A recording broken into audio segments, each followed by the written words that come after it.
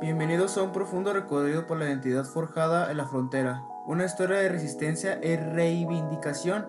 Hablaremos de la cultura chicana, un término que encapsula una realidad compleja, nacida de la colisión de dos naciones y la lucha por la autodeterminación. La cultura chicana no comenzó con una celebración, sino con un trauma fundacional. Para comprender su nacimiento debemos remontarnos a un evento que redefinió para siempre el mapa, la lengua y el destino de miles de personas. Es la historia de cómo la geografía se convirtió en destino. Nos enfocaremos en tres fases cruciales: la conquista y la generación silenciosa, el despertar político de los 60 y finalmente las ramas multifacéticas que componen su legado. La guerra y el despojo. En 1946, el verdadero punto de la inflexión de la Guerra de México-Americana, tras la derrota de México, el Tratado de Guadalupe Hidalgo de 1848 cedió el 55% de su territorio a Estados Unidos. Cita 2. Cuña Rodolfo. El historiador Rodolfo Acuña describe este evento como nuestro documento fundacional, pero también nuestra asistencia de la deposición. Los habitantes mexicanos que quedaron en estos vastos territorios, Texas, California, Arizona, Nuevo México, etc., recibieron la promesa de ciudadanía y la protección de sus derechos de propiedad. Sin embargo, en las décadas que siguieron, esta población enfrentó una implacable y sistemática desposesión de tierras a través de impuestos, leyes y coerción. Se vieron regalados a ser una minoría realizada. El idioma español fue castigado en la escuela. Se impuso la segregación de facto y de jure. Esta experiencia de ser un extranjero en tu propia tierra es la herida que define la conciencia chicana inicial. La época de asimilación, principios del siglo X. Durante la primera mitad del siglo X, muchos mexicanos americanos, buscando la integración total, organizadores de la LULAC, fundada en 1929, luchaban contra los tribunales para demostrar que eran blancos, para evitar la segregación, buscando el éxito a través de la asimilación y la demostración de la lealtad americana.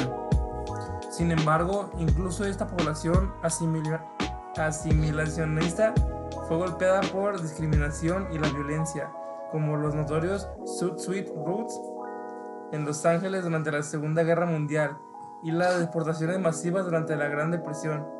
La promesa de igualdad nunca se cumplió. El movimiento chicano, el despertar político. La década de 1960 lo cambió todo. Influenciados por el movimiento afroamericano por los derechos civiles, la juventud mexicoamericana politizada rechazó la postura asimilacionista de sus padres. Reclamaron con orgullo el término chicano, una palabra que antes era peyorativa. Como señala en la historia, Juan Gómez Quiñones fue adoptado como un acto de desafío, separándose de la generación que buscaba la integración. Esta fue una afirmación de una identidad tercia, ni completamente mexicana, pues sus lazos con el México moderno se habían debilitado, ni completamente estadounidenses, pues Estados Unidos los había rechazado.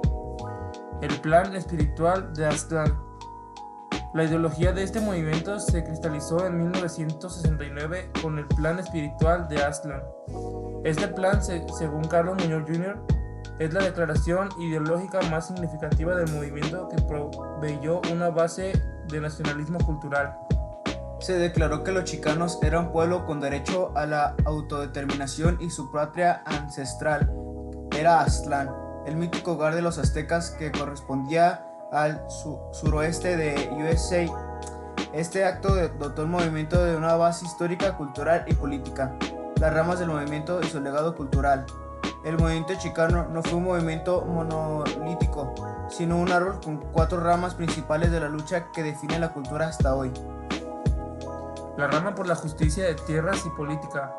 En Nuevo México, Reyes López Tijerina lideró la Alianza Federal de Mercedes.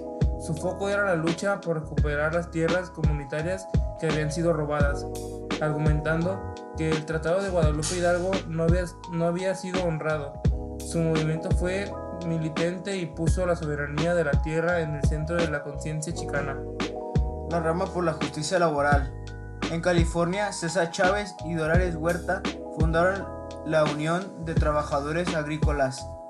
Las huelgas y los boicots que organizaron como el vino y la uva no solo buscaban salarios y condiciones justas, sino que eran por una lucha por la dignidad humana y el poder político para la comunidad chicana. El lema "Sí se puede" y la bandera del águila negra se convirtieron en poderosos símbolos de resistencia y esperanza. La juventud A. La rama por la justicia educativa. La juventud, frustrada por la alta tasa de abandono y la discriminación en el aula, se organizó en 1968. Miles de estudiantes en Los Ángeles participaron en los West LA Bailouts, huelgas estudiantes, pidiendo una educación bilingüe, currículos relevantes, maestros chicanos. Esta resistencia se basó en la negación de la historia mexicana y la imposición del círculo anglocéntrico en las escuelas. La rama cultural y artística. Esta es la rama que más visiblemente define la cultura chicana. Los artistas y escritores crearon un arte de conciencia social. Muralismo. El muralismo chicano se apoderó de las paredes de los barrios para contar con la historia del pueblo, resistiendo la invisibilidad cultural. Literatura. Escritores como Rudolfo Anaya y Gloria Anzulda exploraron la identidad bicultural, el trauma de la frontera, el uso del Spanglish como lenguaje legítimo. La frontera se describe como una herida abierta donde el tercer mundo choca con el primero.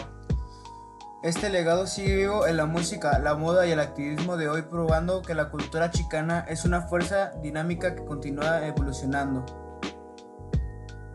Un poco más rítmica. La cultura chicana es en esencia la manifestación de un pueblo que se negó a desaparecer y que transformó la discriminación en identidad.